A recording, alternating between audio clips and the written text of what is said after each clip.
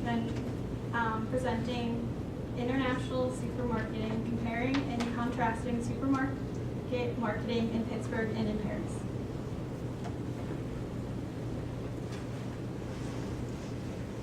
Good afternoon, everyone. As Monica said, my name is Emory, and I'm going to be talking about my research that I did under the advisement of Dr. Kathleen Jones, and it's titled International Supermarketing, Comparing and Contrasting Supermarket Marketing in Pittsburgh and in Paris. Today I'm going to introduce you to my topic, talk about my objectives, my research methods, my observations, the conclusions I drew, and then possibilities for further research. As a brief introduction, I focused on supermarkets, but there are three typical options for grocery shopping at grocery stores, supermarkets, and supercenters. So I'm going to quickly define them so you can differentiate supermarkets from the rest of them. So a grocery store is defined as a store that supplies produce, meats, dairy, other food, and some household items. A supermarket is a store that supplies a variety of food and some household items. And a supercenter is a very large discount department store that supplies grocery items and an extensive selection of household items. And a grocery store and supermarket are kind of interchangeable, but a supermarket generally has more household items, so the store is actually larger. But I only focus on the grocery section of supermarket stores. And it's also important to note the cultural differences between US and France, not only in daily life, but in the process of going grocery shopping and the stores themselves. So I'm going to talk about some of these relevant cultural differences. In the United States, we as a culture value fast food and convenience, whereas in France, people would rather have a long, lingering meal and kind of savor mealtime. In the United States, people typically have busier schedules, while people in France are more relaxed and they have more free time. The U.S. generally embraces changing cultures as a nation of a melting pot, whereas the French are very protective of their culture and they want to do everything they can to preserve the aspects that are uniquely French. In the U.S., there are specific dishes that are specific to some cities. However, in France, it's very specific to each city and each region. You can go to any city and find a dish that is culturally specific to that city, which you can't find anywhere else in the country. In the U.S., people typically consume more sweets and soft drinks, and in France, they consume more cheese, yogurt, and wine. And finally, in the U.S., the legal drinking age is 21, and in France, it is 18. So the objectives for my thesis were to compare and contrast the in-store marketing techniques of the supermarkets across different countries, and to determine how these cultural differences affect certain marketing strategies and what we can learn from that. So my research methods, I visited 4 stores, 2 in each country, and the ones in Pittsburgh were the Giant Eagle right across the street, which most of you have probably been to, and the Coons, which is just off of University Boulevard. And in Paris, I went to 2 stores. I went to Carrefour, and I went to Franprix. My observations, I kind of condensed it into by country.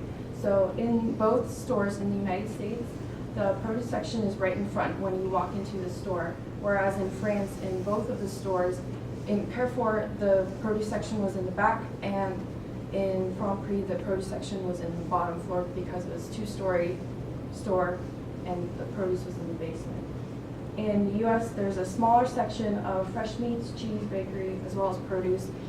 Even though the Giant Eagle and Coons, they're fairly large stores, but over half the store is either packaged or frozen food or other items. And in France, there's a considerable amount of fresh produce, meats, cheese, whereas the frozen and the packaged goods sections are much smaller. And finally, in both US stores, you can find the milk in the very back corner from the entrance. And in France, it's interesting that the wine is in the back of the store, and it's a pretty big section in the grocery stores. My observations continue. These are some specifics that I noticed at stores. So the Giant Eagle right across the street actually has a grab-and-go section right in the front where there is milk, eggs, and orange juice. And it's interesting, they still have the main milk section in the back corner, but now they're starting to implement this grab-and-go in the front for the milk. And then in Carrefour in Paris, they actually had handwritten signs, which it is a fairly large store, so I found that was interesting to point out that they had more handwritten signs than printed signs. And they also had these scanners that when you walk into the store, it's a little scanner that you take with you and you can attach it to a holder on the cart, and you can scan prices, which I thought that was neat because I've never seen that in a store in the United States. So if there aren't signs up or there's a change in pricing, you can always scan the good and it has the most updated information. And also in this store, they had interactive stations placed throughout different aisles where they had 5 emotions ranging from like a frowny face to a smile, and you just like press the button that corresponded with your customer experience. So that was another marketing tool that they had in that store. So those are some of the differences that I talked about, but while looking at the big picture, the stores were actually very similar to each other. They were all of comparable size. They were pre-modern with the look as well as the technology. 3 out of the 4 stores were not upscale. I consider the Giant Eagle across the street a little more upscale compared to the rest of them. The necessary items were placed in the back of the store, so milk for the US and wine for France. And there was a very large variety of grocery items in all 4 stores. So conclusions that I can draw from my research, in the United States, the produce section is in the front of the store, and usually buying produce is not the general focus of people because we are such a busy culture and we don't have enough time, and that's why fast food is so important, or the packaged goods. So they place the packaged goods throughout the store so that you have to walk through the produce section first to get to your other items that you need with the milk in the back, because that's a common marketing tool, is to draw you throughout the store so that you make more impulse purchases. And in France, it was kind of the opposite, where the produce section was in the back or the bottom of the stores because people in France, they have more time, they value making the meal every day. People go to the store more often, so having the produce section in the back and the packaged goods beforehand, that kind of drew people to where they wanted to go, and then their unplanned purchases could be the packaged goods. They did have a considerably larger selection for fresh meats, cheese, and bakery goods because of this more free time and more cherishing making the meals. And finally, with the wine at the back of the store, since the legal drinking age is 18, anyone who's 18 can purchase the wine when they go to a grocery store. They have a huge section, and this is prevalent in the grocery stores. Some more conclusions that I can draw is that the cultural differences between the United States and France are observed in supermarkets. The in-store marketing techniques are slightly different, but they are mostly similar. This leads to the theory that there could be a possible emergence of a global supermarket. When I went over there last summer with Dr. Jones, I wasn't expecting the stores to be so similar to what we have here. So this kind of raises the question that maybe stores all across the world are going to start looking the same. There's also the possible shift in trends with Giant Eagle having this grab and go up front. Maybe stores in France will start having like a convenience section for wine in the front. And then finally, the placement of foods is an important marketing strategy with how they are placed within the store. That kind of leads people to different parts of the store and drives up sales, which ultimately is what marketing does, and this is affected by different cultures. So some possibilities for future research.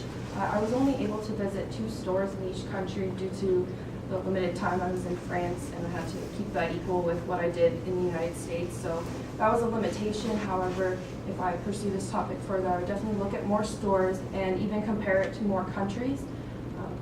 I would also want to do this study over a longer period of time. I was only in France for our faculty-led broad trip for 2 weeks, so it was quite a short time to get all of this research done, but I would like to look at it over the long period and see how that affects the marketing. I would like to focus more on the similarities. I did talk a lot about the differences because they're easy to identify, but the stores overall are pretty similar, and I would like to look at the similarities further. And finally, I was only able to visit the stores and kind of draw my research on my own observations, but I would like to research the marketing directors at each store or someone in the marketing department and see if they are noticing any shifts in their stores and looking to see if they feel there's a shift between cultures as well. That concludes my presentation. I'll turn it back over to Monica to open it up for questions.